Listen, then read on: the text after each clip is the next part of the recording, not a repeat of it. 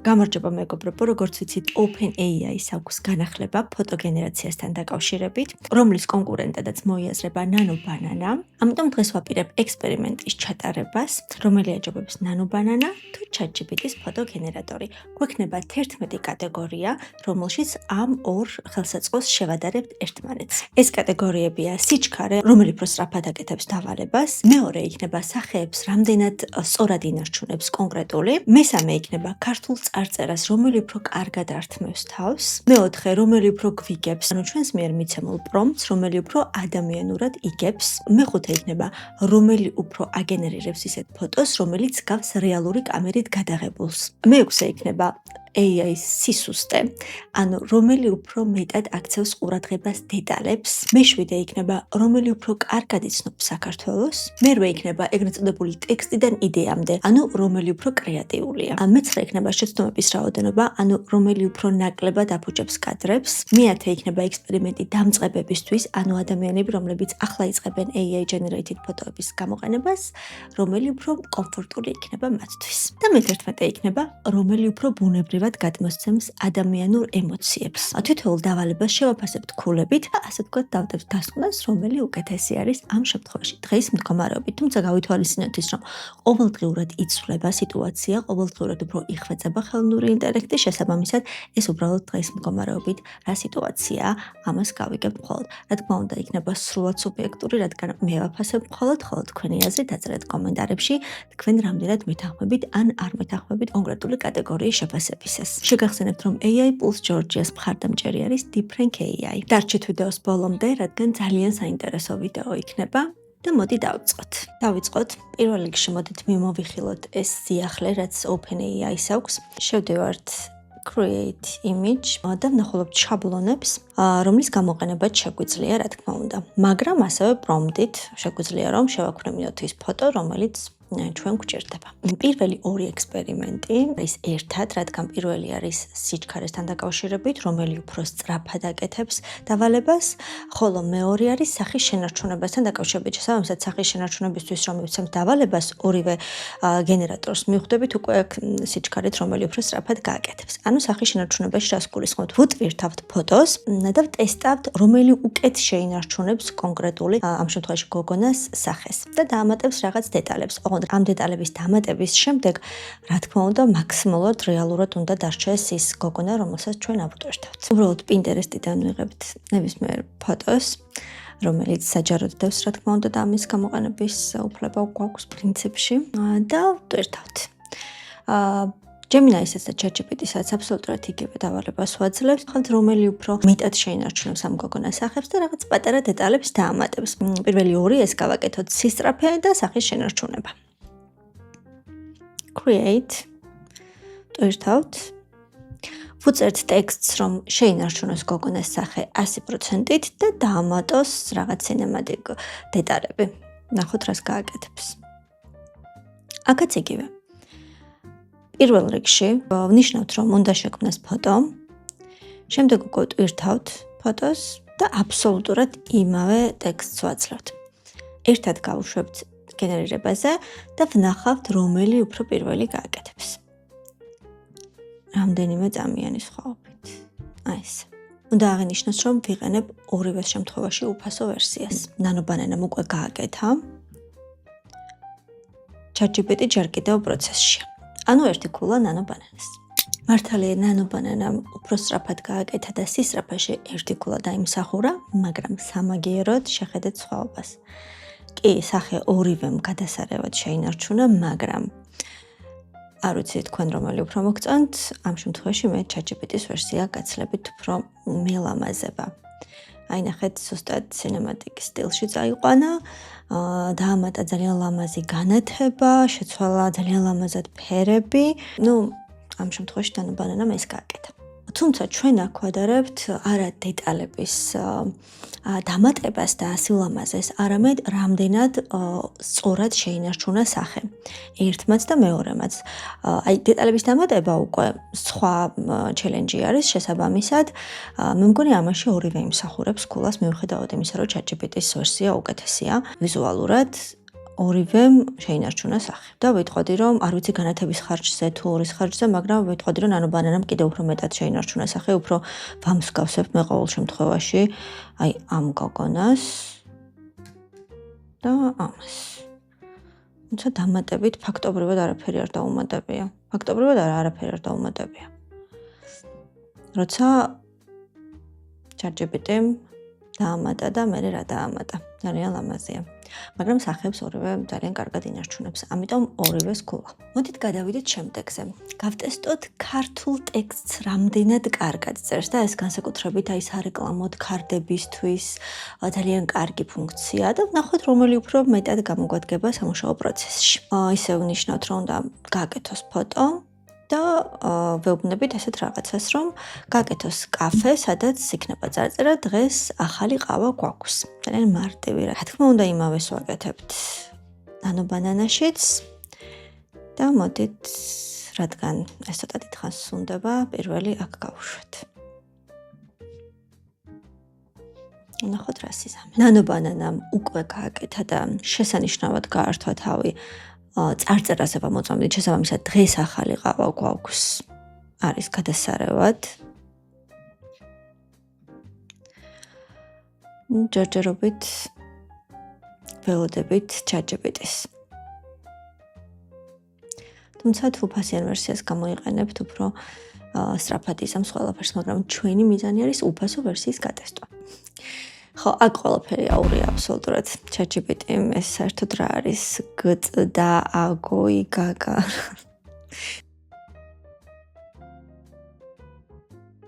რაღაცა საოცრება, თან რატომღაც გადაწყვიტა, რადგან ახალი ჩათი არ გავხსენი და ახლიდან არ მივეცი დავალება, რატომღაც გადაწყვიტა, რომ ეს გოგონა დაესვა, რაღაცა ფანტაზიებს მოუხმოდა, ეს გოგონა დაესვა კაფეში და უკან გაეკეთებინა წარწერა, როცა მე გარკვევით უთხარი, რომ უბრალოდ კაფის ფოტო გაეკეთებინა, სადაც გააკეთებდა წარწერას, დღეს ახალი ყავა გვაქვს.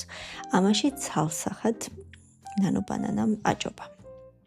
ანუ მიზანი, რომ ქართულ წარწერებს რომელი უკეთ აკეთებს, ცალსახად ნანო ბანანა. ანუ ერთი ქულა ნანო ბანანას. შემდეგი ტესტი არის, რომელი უკეთ გვიგებს. ანუ ზუსტად ერთსა და იმავე დავალებას მივცემთ და ძალიან მარტივს ავიღებთ ქალაქის ფოტოს და ვეუბნებით, რომ დაამატე აქ ზამთრის ვაიბი. რომელი უფრო სწორად გაიგებს ამ ჩვენს ძალიან მარტივ ნათქვამს. მოდით Gemini-ში იგივე ვერსიით დავიწყოთ გაგრძელება, მაგრამ რადგან გამოცდილება გვიჩვენებს იმას, რომ ChatGPT ცოტა ურევს გაგების თვალსაზრისით და აქ გადაწყვიტა, რომ გოგონაზე დაემატებინა კაფე და წარწერები, ამიტომ მოდით გავხსნათ ახალი ჩათი და აქ მივუთითოთ, რომ ზუსტად გაიგოს. Create image. ავტვირთოთ. აქ იგივე ველში გავაგრძელოთ, რაც კომფორტია დამატებით და არ გვიწევს ახალი ჩათების გახსნა. არ ვარ მიკერძოებული მეგობრებო. ChatGPT-ს მის პირველი ვერსია უფრო მომეწონა ამ გოგონაზე, რომ გააკეთა, აბსოლუტურად ძალიან ლამაზი იყო, უბრალოდ რაც ღირსება აქვს ნანო ბანანას ვერ დავუკარგავ. ჩემი აზრით უკეთ გვიგებს, მაგრამ ნახოთ კიდევ ერთხელ შევამოწმოთ. ისევ აქ გავუშვათ და დავალოდეთ. აი ამ ფოტოზე უნდა დაგვემატოს ზამთრის ვაიბი, ასე ვთქვათ. განწყობა, ზამთრის განწყობა და არა ვაიბი. უკვე გააკეთა ნანო ბანანამ. კი, დაამატა ზამთრის განწყობა, მაგრამ სამაგიეროდ ზაფხულის არ წაშალა. კი, დაამატა ზამთრის განწყობა, ნამდვილად ვერ მოვედავებით, მაგრამ ზაფხულის არ წაშალა. ვნახოთ, რას გააკეთებს ChatGPT. მე პირადად აქ უფრო მომწონს. არც ამან არ წაშალა ზაფხულის ვაიბი, ასე ვთქვათ. მაინახეთ. მაგრამ ფოტო როგორც ასეთი ChatGPT-ს უფრო მომწონს. ხო, მე მგონი ძალიან სუბიექტური არ ვარ. მაგრამ უნდა აღინიშნოს, რომ ესეთ მარტივ ნათქვამს კი იგებს, ამატებს. არ ვიცი, შეიძლება ჩვეუბრალი არის, რომ უნდა გვეთქვა, რომ ზაფხულის განწყობა მოაშოროს და ზამთრის განწყობა დაამატოს. შესაძლოა ამის ბრალია, მაგრამ ყოველ შემთხვევაში მარტივ ნათქვამს, რომ დამემატე ზამთრის განწყობა, დიდად ვერც ერთი ვერ იგებს ჩემი აზრით. ამატებს, თუმცა არა სრულყოფილად. არ ვიცი, რამდენად შემიძლია მოდავება დაამატა, მაგრამ ზაფხულის არ წაუშვი, არც მithქვამს ზაფხულის წაშალი. არ ვიცი, ცოტა დავიბენი. ამიტომ მოდით არც ერთს არ დავუწეროთ ქულა.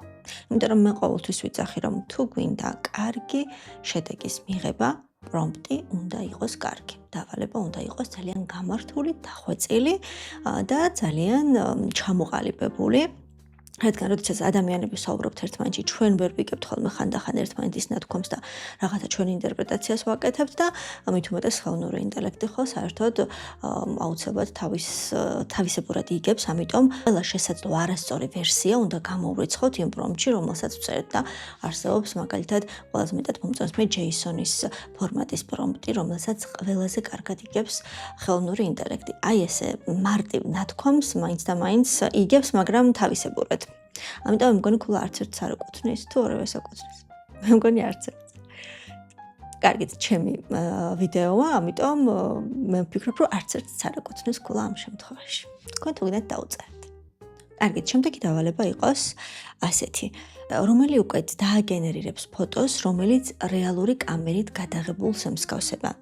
არა AI generated, არამედ რეალური კამერით გადაღებული ფოტო. აბსოლუტურად ერთი და იგივე დავალება მივცეთ. მარტივი. გააკეთა ორივე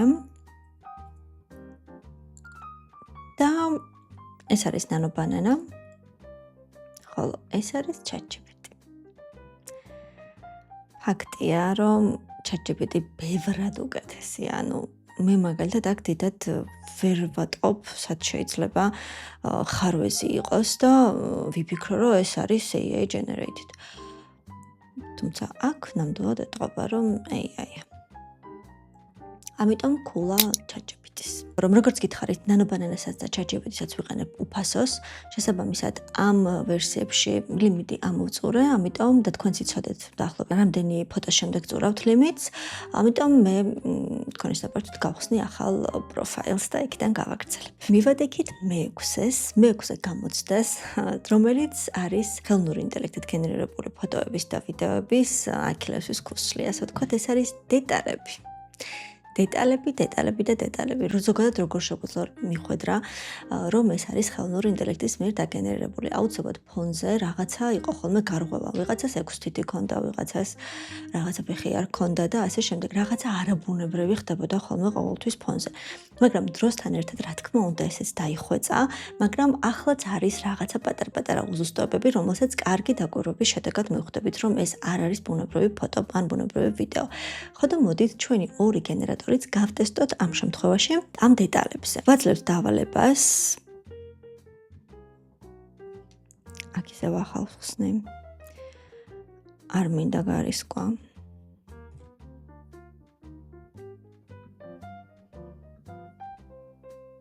გააკეთა ნანო ბანანამ და მოდით ვნახოთ, დავუკვირდეთ დეტალებს. 5 თითი აქვს. ხო, აქ ვერაფერ ისეთ უზუსტობას ნამდვილად მე ვერ ვხედავ დეტალების თვალსაზრისით. არც არის ისეთი გადატვირთული ფოტო, მარტივი პრომპტი მივეცით და შესაბამისად მარტივი ფოტოა, მაგრამ ყოველ შემთხვევაში აი ეს თითებზე მქონდა აქცენტი, პრომპტში თითები უნდა გამოჩენილიყო და შესაბამისად დეტალები არ არის დარღვეული. ვნახოთ რა გააკეთა ChatGPT. ხო, მიუხედავად იმისა, რომ ვეუბნები, რომ თითები გამოჩნდეს, არ ჩანს თითები და რაც ჩანს ცოტა არაპროპორციულია, თუმცა ფოტო გაცილებით უკეთესია, მაგრამ ამ თვალსაზრისით ჩვენ ამ შემთხვევაში არ ვაფასებთ დეტალებზე ორიენტირებულობის თვალსაზრისით. შესაბამისად, მე მგონი, რომ აქ უკვე ნანო ბანანა იმსახურებს ქულას. თუმცა ამასაც ვერ მოვედავები, არ ჩანს ეს თითები და როგორ გადავთვალოთ, მაგრამ მე ხომ ვუთხარი, რომ თითები უნდა ჩანდეს. ამიტომ მე მგონი ქულა ნანო ბანანას. გამოცდა ნომერი 7. რამდენად კარგად იცნობ საქართველოს. ეს ისევ და ისევ სარეკლამო სფეროდან გამოვდივარ და მე ძალიან ხშირად მჭირდება ხოლმე კარტები, რომელზეც გამოსახული არის საქართველოს კონკრეტული ქალაქი, კონკრეტული უბანი და ასე შემდეგ. და შესაბამისად, მოდით ამაშიც გავტესტოთ ჩვენი თულები, რამდენად კარგად იცნობენ თბილისს, კონკრეტულად ძველ თბილისზე მივცეთ დავალება. Create image და გავშვათ. დაასრულა. ნახოთ ჯერ ნანო ბანანა, რომელიც შესანიშნავად ართმევს თავს, როგორც ხედავთ. აქ რა ხდება? ეს ცოტა რაღაც უცნაური კადრია. მე მგონი. ბავშვს სახე კარგად არ უჩანს. მაგრამ ეს ძალიან დეტალია და შესაბამისი პრომპტის საშუალებით, რა თქმა უნდა, ამას გამოვასწორებთ. ეს აი ხო ხედავთ როგორი პრომპტი დაუწერეთ. ძალიან მარტივი ორსიტყვიანი. შესაბამისად ძალიან კარგი. ამასთან შედარებით ძალიან კარგი ფოტოა. ძველი თბილისიც ჩანს.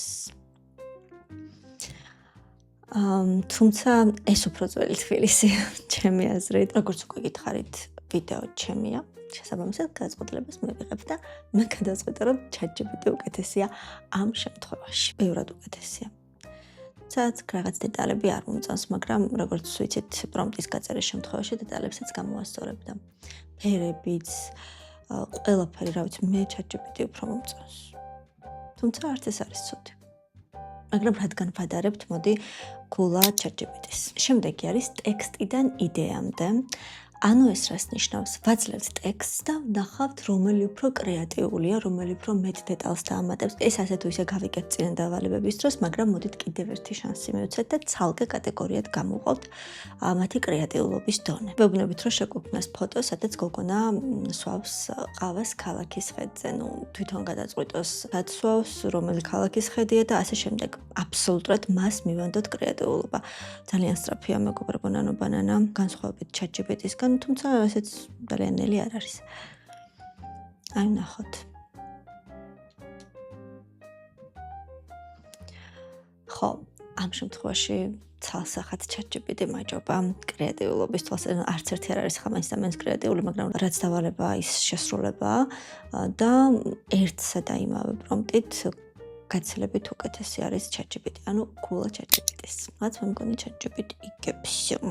მოდით შემდეგი იყოს, გავტესტოთ ჩვენი რთულების შეცდომების რაოდენობაზე. ანუ მივცეთ დავალება და რომელი უფრო ნაკლებ შეცდომას დაუშვებს. დავალება არის შემდეგი. უნდა შეგვექმნას ფოტო, სადაც ოჯახი ზის მაგიდასთან და სადილს მიირთმევს. ვნახოთ, რომელი უფრო ნაკლებ შეცდომას დაუშვებს.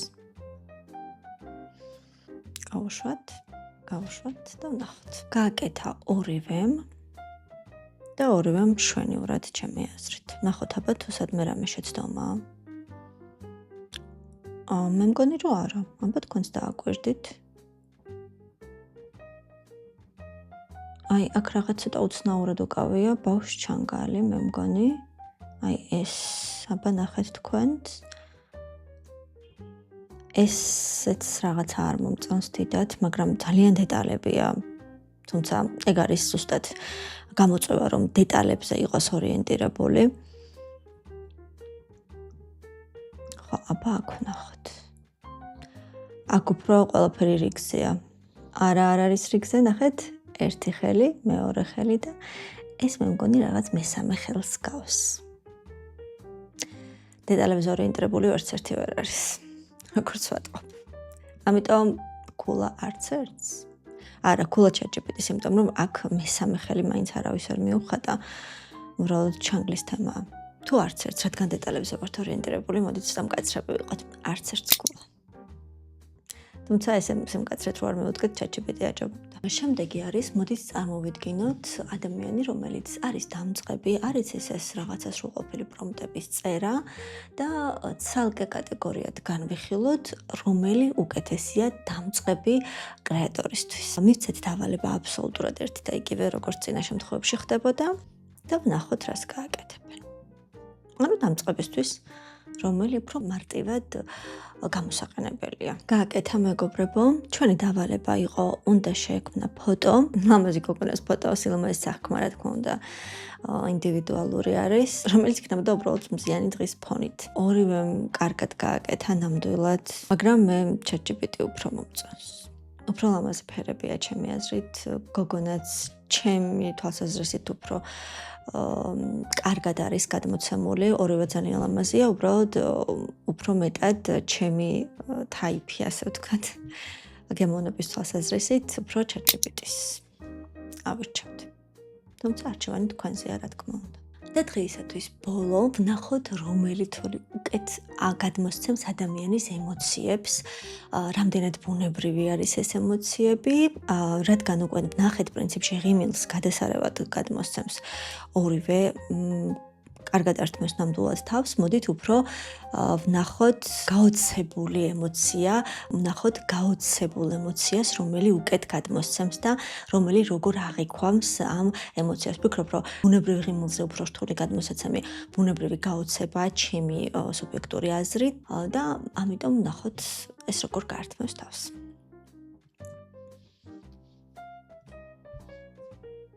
გააკეთა ორივემ, ვნახოთ არც ერთი არ არის ბუნებრივი, ზედმეტად ისეთი ემოციური, მაგრამ პრინციპში გაუგნებად სხვა ემოციურია. ხო, არ ვიცი. მოკლედ, ორივე გადასარევად გაართვა თავი ამ გაოცებულ ემოციასაც, მაგრამ მე მაინც ChatGPT-ს ხარისხი უფრო მომწონს. კი, ნამდვილად. თუმცა ორივე კარგია. გაოცება ყოველ შემთხვევაში ორივემ გადასარევად გადმოსცა. მოდით ამ შემთხვევაში ქულა ორივეს დავუწეროთ, იმიტომ რომ ორივემ გადმოსცა, რომელი უკეთესი ფოტოა ამ თვალსაზრისით არ ვაფასებთ, რომელი უკეთ გადმოსცემდა ემოციას, ამით ვაფასებთ, ამიტომ აი ნახეთ შუბლზე ნაოჭების გაოცების შედეგად, როდესაც ჩნდება აქაც, ანუ გადასარევი არის, მოდით აქ თითები გადავითვალოთ. არა კარგია, ყველაფერი კარგად არის. ანუ ქულა ორივეს. დიდი მადლობა რომ დარჩით ვიდეოს ბოლომდე, როგორც ნახეთ, თითოეული სხვადასხვა რამეში არის უფრო ძლიერი. ამ ვიდეოს მიზანი არ ყოფილა გვეთქვა რომელი უკეთესია, ანუ არესი, ორივეს აქვს თავისი სიძლიერე და სისუსტე, რა თქმა უნდა, ეს ყველაფერი იმაზე არის დამოკიდებული, ჩვენ რას ვითხოვთ ხელოვნური ინტელექტისგან, ჩვენ რაში ვიყენებთ. მე მაგალითად, როდესაც ქარდებს ავაწყობ, აუცილებლად გამოვიყენებ ჯერჯერობით, ყოველ შემთხვევაში ნანობანანას, სანამ არ დაიხვეწება ChatGPT-ის ფოტოგენერატორი ქართული წარწერების თვალსაზრისით, მაგრამ როგორც ვიდეოში ვნახეთ, არის რაღაცები, რაშიც ChatGPT უკეთესია ჩემი აზრით. თუ საინტერესო იყო თქვენთვის ვიდეო ან რამეში დაგეხმარათ, გთხოვთ რომ გამოგვიწეროთ, დაგვიტევოთ უკავშირი, რაც ძალიან მნიშვნელოვანი არის ჩვენთვის, ჩვენი განვითარებისთვის და мотиваციისთვის, რა თქმა უნდა. და კომენტარებში დააფიქსრეთ თქვენი აზრი, რამდენად დამეთანხმეთ ამ შეფასებების დროს. აქვე შეგახსენებთ, რომ AI Pulse Georgia-ს მხარდამჭერი არის DeepRank AI და მომავალ შეხვედრამდე დაგიბრუნდებით შემდეგი ტუტორიალით.